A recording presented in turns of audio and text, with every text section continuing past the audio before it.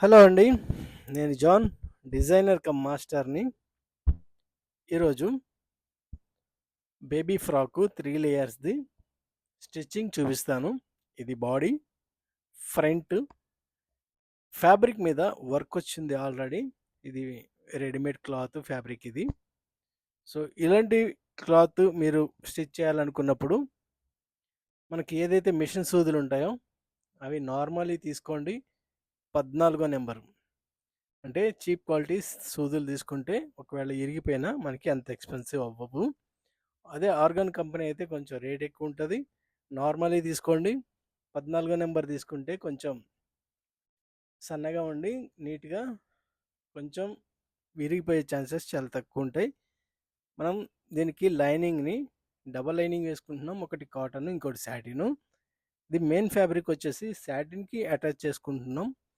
ఈ విధంగా మనం క్లియర్గా అటాచ్ చేసుకుంటే కొంచెం వీళ్ళకి ఎక్స్పీరియన్స్ ఉంది కాబట్టి డైరెక్ట్గా పాదాన్ని కొంచెం పైకి లేపి ఇలా నీట్గా స్టిచ్ చేసుకుంటూ వెళ్తున్నారు.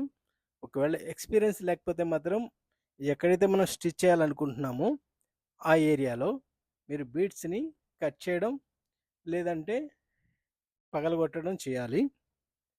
కానీ పగలగొట్టేటప్పుడు మాత్రం చాలా జాగ్రత్తగా ఉండండి. కళ్ళకి కళ్ళజోడు పెట్టుకోవడం చేయండి. ఎందుకంటే అవి పగిలి చిన్న చిన్న అద్దం అవి ఉంటాయి, గాజు పెంకులు లాగా ఉండే అవి కళ్ళల్లో పడే ఛాన్సెస్ చాలా ఎక్కువ ఉంటాయి. ఇంకోటి చేతులు గుచ్చుకుంటాయి. ఈ విధంగా మీరు చేసేటప్పుడు మాత్రం జాగ్రత్తలు తీసుకోండి.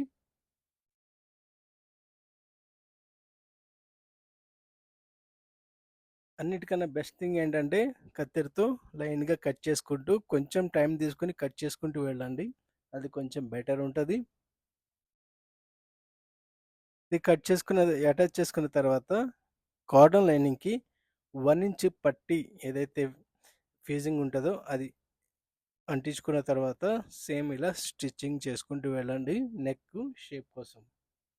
ఇది నెక్. ఈ విధంగా కొంచెం కొంచెంగా కుట్టుకుంటూ వెళ్ళండి. నాకు తెలిసి ఒక 5 సూదులు అయితే ఇరిగిపోతాయి. ఇప్పుడు ఎంత జాగ్రత్తగా చేసినా ఇది కామన్గా జరుగుతూనే ఉంటుంది. సో నార్మల్లీ తీసుకుంటే మనకు అంత బర్డెన్ ఉండదు అనమాట. ఇది కుట్టుకున్న తర్వాత ఒక పావు ఇంచు లోపల మార్జిన్ ఉంచుకొని కట్ చేసేయండి. ఇది ఈ విధంగా కట్ చేసుకున్న తర్వాత బ్యాక్ కూడా సేమ్ ఇట్లనే రెడీ చేసుకోవాలి. బ్యాక్ ఫ్రంట్ షోల్డర్ దగ్గర జాయింట్ మనం లోడింగ్ చేసుకోకూడదు. ఎందుకంటే 6 లేయర్స్ అవుతాయి కాబట్టి. సో దీనికి సపరేట్గా చేసుకోవాలి. అంటే మెయిన్ క్లాత్ శాటిను జాయింట్ చేసుకోవాలి, కాటన్ కాటన్ జాయింట్ చేసుకోవాలి. ఇది ఎలా చేయాలో చూపిస్తాను. ఇది బ్యాక్. బ్యాక్ కూడా సేమ్ ఇట్లా నెక్ని మనం అటాచ్ చేసుకోవాలి. ఈ విధంగా అటాచ్ చేసుకోండి. లోపల బీడ్స్ లైన్స్ ఉంటాయి, బీడ్స్ ఉంటాయి. కొంచెం జాగ్రత్తగా ఉండండి. ఇది కూడా ఇలా స్టిచ్ చేసుకున్న తర్వాత నెక్ కట్ చేసేసుకోండి. తర్వాత ఈ షోల్డర్ దగ్గర లైనింగ్ పర్ఫెక్ట్గా పెట్టుకొని లైనింగ్ లాగా కట్ చేసుకోండి. ఎక్సెస్ క్లాత్ ఇది ఇట్లా విడదీసుకొని లైనింగ్ని ఇంకా ఈ క్లాత్ని సపరేట్ చేసుకొని ఇట్లా ఈ విధంగా సపరేట్ చేసుకుని ఇప్పుడు ఫ్రంట్ బ్యాక్ మనం లోడ్ చేద్దాం. ఈ విధంగా పెట్టుకొని సెంటర్ ఏదైతే మనకి 2 జాయింట్లు ఉన్నాయో సెంటర్ ఇప్పుడు ఇట్లా పెట్టుకున్న తర్వాత ఈ విధంగా మీరు కుడితే కొంచెం ఆ దగ్గర షోల్డర్ దగ్గర కొంచెం ఇబ్బంది లేకుండా ఉంటుంది. కుట్టిన తర్వాత ఆ జాయింట్లో ఏదన్నా బీడ్స్ కానీ అట్లాంటివి ఉంటే అవి కట్ చేసేయండి లోపల పక్క.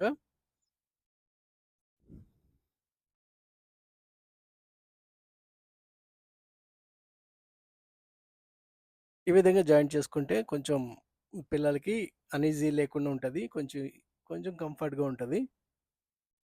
సో అన్నిటికీ చేసినట్టు లోడింగ్ చేయలేదు ఇక్కడ మనం. ఇది నాకు చూపించడానికి అవ్వలేదు. ఈ ఇట్లా ఉన్న బీడ్స్ ఉంటాయి కదా, ఈ ఎక్స్ట్రా మిగిలిన వాటిలో ఆ బీడ్స్ని కట్ చేసుకోవాలి ఇట్లా ఈ విధంగా.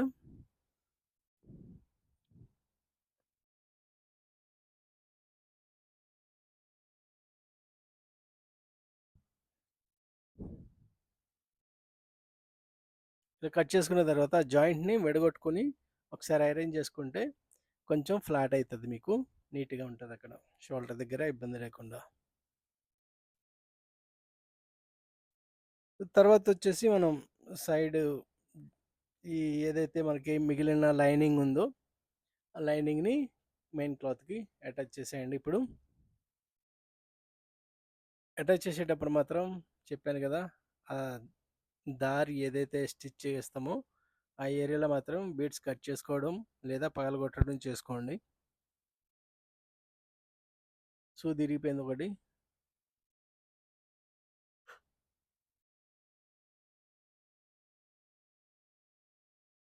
సో చాలామంది ఆఫ్లైన్ క్లాసుల కన్నా ఆన్లైన్ క్లాసుల మీదే ఎక్కువ ఇంట్రెస్ట్ ఉన్నారు, ఎందుకంటే చాలా దూరం నుంచి ఉన్నారు. నేను వాళ్ళని అర్థం చేసుకోగలను. నేను మ్యాక్సిమం ట్రై చేస్తున్నాను. ఏదైతే మనకి జూలై 1 నుంచి ఆఫ్లైన్ క్లాసులు అన్నానో ఆ రోజు నుంచి ఆన్లైన్ క్లాసులు కూడా జరిగే అవకాశాలు అయితే మెండుగా ఉన్నాయి. దానికి నేను అన్ని విధాల ప్రయత్నం చేస్తున్నాను. సో స్టార్ట్ చేస్తే ఆన్లైన్ క్లాసులు కూడా ఆ రోజు నుంచే స్టార్ట్ చేయొచ్చు. నేను మళ్ళీ ఒక 1 వీక్లో మీకు అప్డేట్ చేస్తాను. సో ఇది ఈ విధంగా మనం లైనింగ్ని కూడా అటాచ్ చేసుకుంటే ఫ్యాబ్రిక్కి కొంచెం బాగుంటుంది, కుట్టేటప్పుడు ఇబ్బంది లేకుండా ఉంటుంది. ఇక మెయిన్గా మనం వచ్చేసి చిన్నపిల్లలకి వచ్చి బ్యాక్ సైడ్ మాత్రమే డాట్ వేసుకోవాలి, ఫ్రంట్ డాట్ వేయాల్సిన అవసరం అయితే ఉండదు. బ్యాక్ సైడ్ కంపల్సరీ డాట్ వేయాలి, ఎందుకంటే బ్యాక్ సైడ్ ఇలా వెన్నుపూస కొంచెం లోపలికి ఇట్లా లోపల పక్కకు ఉంటుంది. కొంచెం ఎట్లా అంటే చందమామ ఆకారంలో ఉంటుంది అనమాట బ్యాక్ సైడ్ పిల్లలందరికీ. సో అప్పుడు ఏమవుతుంది, డాట్ వేయకపోతే ఇట్లా ఏలాడుతుంటుంది. చూసారు కదా, షోల్డర్ దగ్గర జాయింట్ ఇలా వేసుకోవాలి. ఈ విధంగా వస్తుంది అనమాట, లోపలికి వెళ్ళిపోయింది జాయింట్. సో అందుకని మనం బ్యాక్ సైడ్ పిల్లలకి కంపల్సరీగా డాట్ అనేది వేసుకోవాలి. అది కూడా ఎక్కువ కాదు, ఒక 1/2 ఇంచ్ అయితే సరిపోతుంది.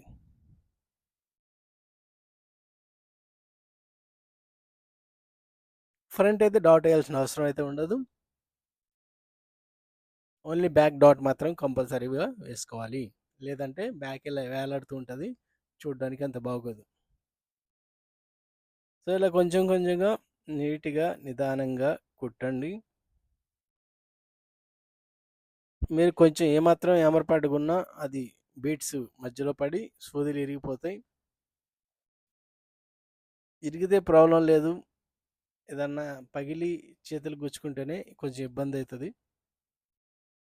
సో ఇది ఇట్లాంటి కుట్టేటప్పుడు మాత్రం చాలా జాగ్రత్తగా కుట్టండి. ఇక్కడ డాట్ వేసే దగ్గర బ్రేక్ చేస్తున్నాం ఈ బీట్స్ అన్నీ. సో తప్పట్లేదు, అంటే కట్ చేస్తుంటే మొత్తం అన్నీ ఊడిపోతున్నాయి, అందుకని బ్రేక్ చేయాల్సి వచ్చింది ఆ ఏరియాలో. సో ఈ విధంగా డాట్ వేసుకోవాలి, కంపల్సరీ వేసుకోవాలండి. చిన్నపిల్లలు కదండి, డాట్ ఎక్కడ వదిలేయద్దు. బ్యాక్ సైడ్, ఫ్రంట్ సైడ్ అయితే డాట్ వదిలేయచ్చు. సో ఇలా కట్ చేసుకుంటున్నాం. అదే ఏదైతే పగలగొట్టామో అక్కడ అవి కొన్ని కొన్ని అక్కడొకటి అటు ఉండిపోయినాయి, అవి కట్ చేస్తున్నాడు అంతే. సో డాట్ వేయండి.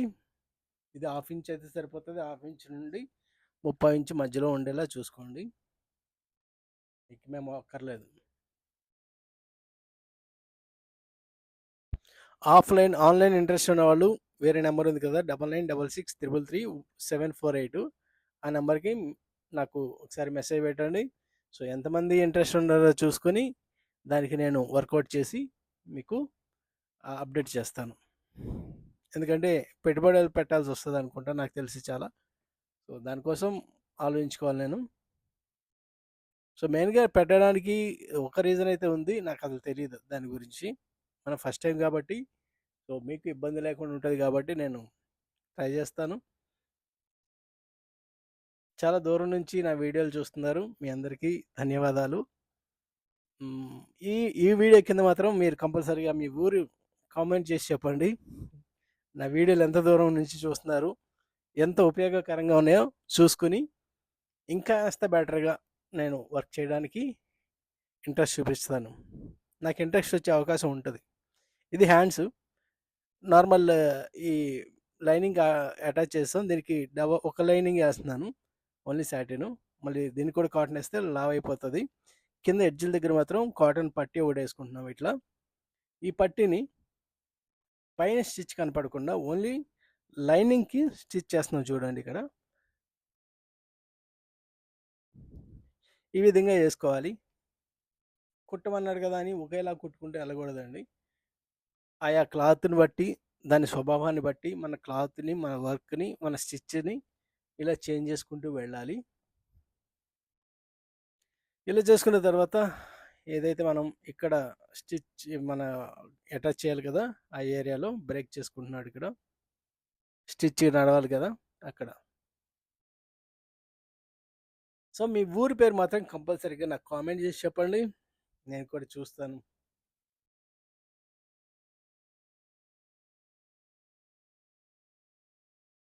సో ఆన్లైన్లో ఎంతమంది ఇంట్రెస్ట్ ఉన్నారో కూడా మాత్రం కంపల్సరీగా నాకు పర్సనల్గా వాట్సాప్ మెసేజ్ నెంబర్ ఉంది, దానికి మెసేజ్ పెట్టండి.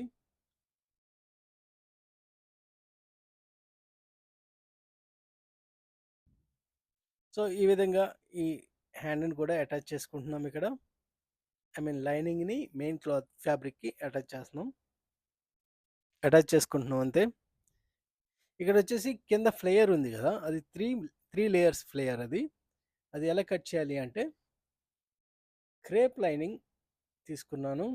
మెయిన్ ఫ్యాబ్రిక్ని మనకి 8 ఇంచులు రెడీగా కనిపించాలి అంటే, ఏదైతే మన ఫ్యాబ్రిక్ ఉందో అది, సో 1 ఇంచు కింద మీద ఏదైతే మార్జిన్ ఉంటుందో దానికోసం ఒక 2 ఇంచెస్ లోపల పక్కకి వెళ్ళేలాగా చూసుకొని మనం కట్ చేసుకోవాలి. ఇది హ్యాండ్ లోడింగ్. ఇది హ్యాండ్ లోడింగ్ అన్ని దగ్గర ఒకేలాగా ఉంటుంది. అన్ని చోట్ల, అన్ని ఫ్రాకులకి, అన్ని డ్రెస్సులకి, అన్ని బ్లౌజులకి ఒకేలా లోడింగ్ చేస్తాం.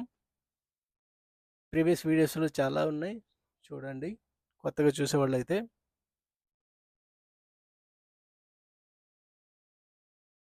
సో ఇది సైడ్ కుట్టుతున్నారు ఇక్కడ. సైడ్ కుట్టేసిన తర్వాత జాయింట్ ఏదైతే ఉందో అది బ్యాక్ సైడ్ వేసుకోవాలి. బ్యాక్ సైడ్ జిప్ వస్తుంది కాబట్టి సైడ్ కుట్టేటప్పుడు మాత్రం సైడు కంపల్సరీగా మెజర్ చేసుకుని కుట్టాలి, లేదంటే కొంచెం టైట్ కానీ లూజ్ కానీ అయిపోతాయి.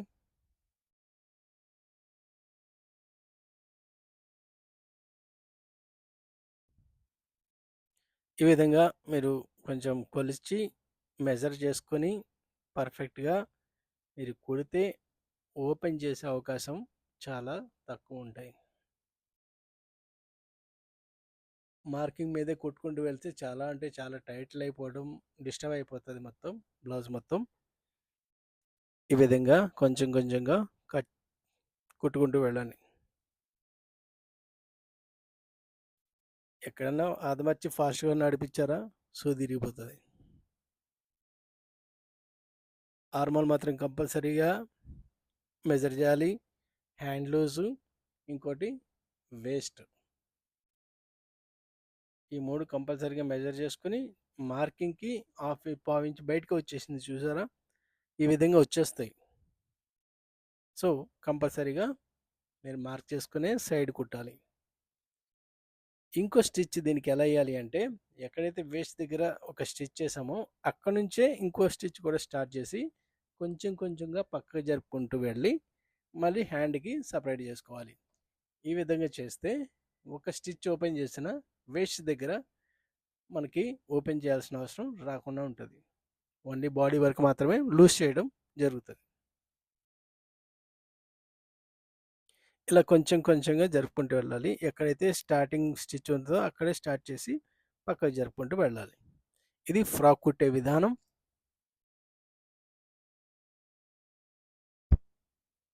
సో ఇక్కడ క్రేప్ తీసుకున్నాం కదా, ఇది క్రేపుని అంబ్రెల్లా కటింగ్ చేయకూడదు.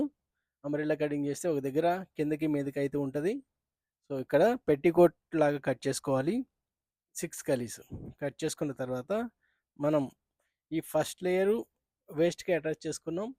అది ఇట్లా పడిన తర్వాత 2 ఇంచెస్ లోపల పక్కకి మార్కింగ్ చేసుకుని ఈ విధంగా ఇంకో లేయర్ అటాచ్ చేసుకోవాలి. ఇలా 3 లేయర్స్ అటాచ్ చేస్తున్నాం. 2 ఇంచెస్ మినిమం పైకి ఉంటే బాగుంటుంది చూడడానికి.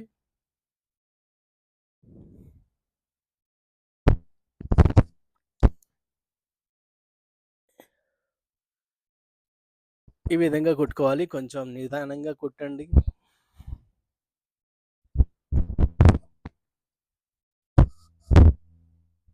ఇలా అనమాట.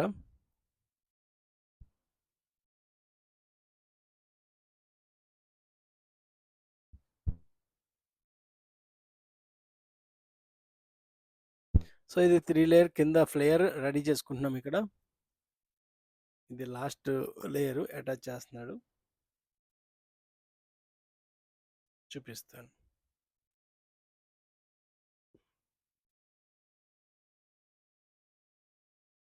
సో తర్వాత ఇక్కడ మనం బాడీని ఫ్లేయర్ని అటాచ్ చేస్తున్నాడు ఇక్కడ. ఇక్కడ ఫ్లేయర్కి ఒకటి ఆల్రెడీ క్రేప్ లైనింగ్కి ఈ ఫ్లేయర్ అటాచ్ చేసాం. ఏదైతే మూడు లైన్లు ఉన్నాయో అవి. ఇంకో క్రేప్ లైనింగ్ని కూడా తీసుకోవాలి. ఈ విధంగా బాడీ ఫ్లేయర్ అటాచ్ చేసుకున్న తర్వాత ఇంకో లైనింగ్ ఉంది కదా, దాన్ని తిప్పేసుకుంటే వేస్ట్ దగ్గర మందంగా లేకుండా నీట్గా ఉంటాయి. ఈ డ్రెస్ కుట్టేటప్పుడు కరెక్ట్గా జిప్ వేసే టైంలో వేరే క్లయింట్ వచ్చారు. నేను అక్కడితో అది ఎండ్ చేయాల్సి వచ్చింది. జిప్పు మళ్ళీ ఆవిడ వెళ్ళిపోయేసరికి ఆ జిప్ వేయడం అయిపోయింది, సైడ్ కొట్టడం కూడా జరిగిపోయింది. సో ఇది కుట్టేసిన తర్వాత హెడ్జ్లు అంటే ఇప్పుడు 3 ఫ్లేయర్ లైన్స్ ఉన్నాయి కదా, ఇవి మొత్తం ఒకటేసారి ఇట్లా కలిపి కుట్టుకోకూడదు. అన్నీ సపరేట్గానే కుట్టుకుంటే కొంచెం నీట్గా ఉంటుంది. అన్నీ కలిపి ఒకటేలా కుట్టేస్తారు చాలా చోట్ల. అన్నీ కలిపి కుట్టకూడదు. ఏ లేయర్ కా లేయరు రౌండ్ ఉండాలి. ఇట్లా ఇలా కుట్టుకున్న తర్వాత ఓవరాల్గా ఈ ఫ్రాక్ ఎలా ఉందో చూసే లోపే ఈ ఫ్రాక్ ఓనర్ వచ్చి తీసుకుని వెళ్ళిపోయారు.